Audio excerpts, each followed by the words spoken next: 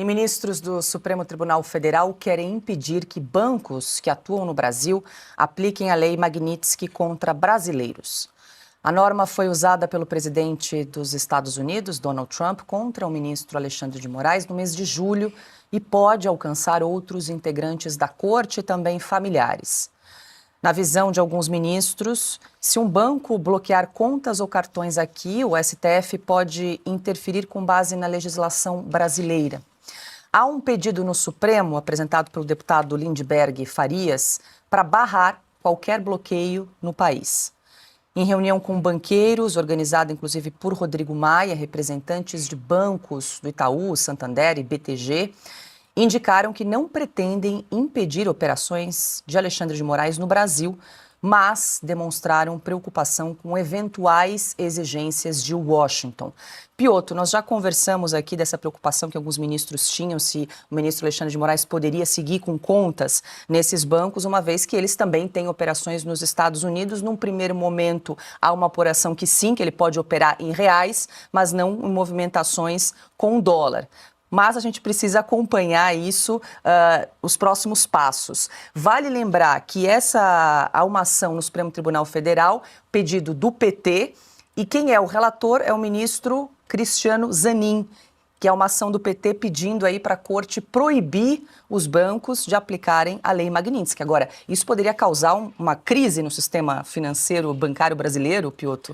Então, vamos ao princípio da lei. Tem a sanção primária, que está no CPF do ministro Alexandre de Moraes, possivelmente possa ser até estendida à esposa dele, e as sanções secundárias, que é para, obviamente, bancos que fugirem à regra.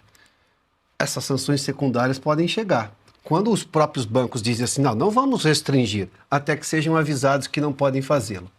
A hora que chegar uma norma e, olha, é o seguinte, se vocês continuarem dando espaço para a atuação financeira do ministro Alexandre de Moraes, um sancionado pela lei Magnitsky, então você não vai operar mais dentro dos Estados Unidos. Imagina o BTG, por exemplo, que é um banco de investimentos. Tem ações, tem relações com os Estados Unidos, o Itaú, o Bradesco, bom, todos eles têm, os bancos brasileiros de investimento ou não, todos eles têm relação. Aliás, o mundo financeiro inteiro tem relações com os Estados Unidos por razões óbvias. Aí vem o momento das secundárias. Quando chegarem essas secundárias, eles vão dizer o quê? O que nós estamos vendo agora é aquela história, vamos jogar para a galera. Desculpa a expressão mais simplória aqui. Os ministros vão atuar para que o Alexandre continue a ter movimentação bancária aqui, o Supremo vai usar a lei brasileira. A questão não é usar a lei brasileira pode determinar o que quiser, o problema é que este banco tem uma atuação internacional. E se o país que aplicou a lei disser, olha, não pode, ele vai ter que fazer uma escolha. E ele vai dizer para o próprio ministro Supremo que está tentando convencer, ele diz, olha, seguinte, se fizer isso, quebra meu banco. Meu banco deixa de atuar nos Estados Unidos. Ou eu perco um monte de clientes que têm interesse nos Estados Unidos.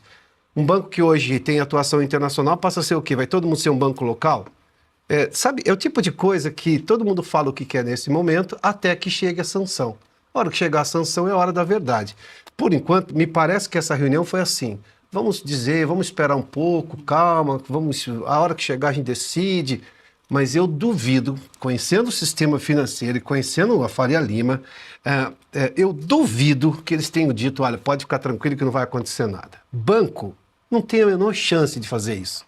Banco é naturalmente um sujeito extremamente conservador, porque se perder uma regra, ele sai fora do sistema. Se ele sair fora do sistema, ele não tem negócio. Mas quer dizer que o que está na mesa de Cristiano Zanin é isso? Ele pode decidir que proibir que os bancos apliquem a legislação Magnitsky a brasileiros?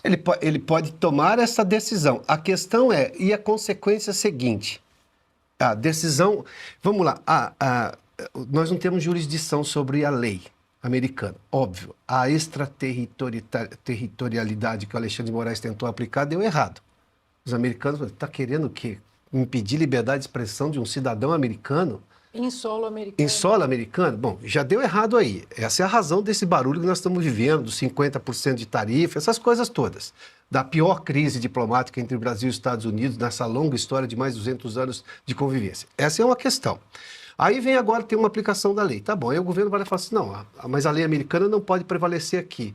Em tese, em algum momento, os Estados Unidos não estão dizendo isso. Estão dizendo o seguinte, o banco que atua aqui também, se fizer isso, está fora do meu sistema. Tudo bem, você faça uma escolha. Claro que uma lei americana não pode ser Sim. aplicada, é uma questão de soberania. Isso eu entendo, todo mundo sabe disso. O problema é que você interage com o governo americano, interage com a economia americana. Lá sim, lá o banco vai respeitar. Então o banco de lá, que você sempre precisa de um banco lá, né? Você tem que uma operação que precisa ser espelhada lá. Esse espelho é americano, esse espelho segue a lei americana. Esse espelho não pode fugir da lei americana. Ele vai dizer, não posso trabalhar com você. Essa é a lógica de uma sanção. Como, por exemplo, a sanção que a Rússia sofreu agora na guerra da Ucrânia. A sanção, por exemplo, que eu mencionei recentemente aqui, inclusive o artigo dessa semana na Oeste, é sobre isso. Você perde a possibilidade de atuar no sistema bancário internacional. Não porque eles estão aplicando uma lei sobre os bancos russos, é porque os bancos russos não podem fazer negócio com as suas contrapartes em outros lugares do mundo. Ponto. Diga, Augusto. Os brasileiros que tiveram as contas bloqueadas poderiam abrir conta num banco americano aqui? Num banco estrangeiro Não. qualquer? Não. Os banqueiros já disseram que vão seguir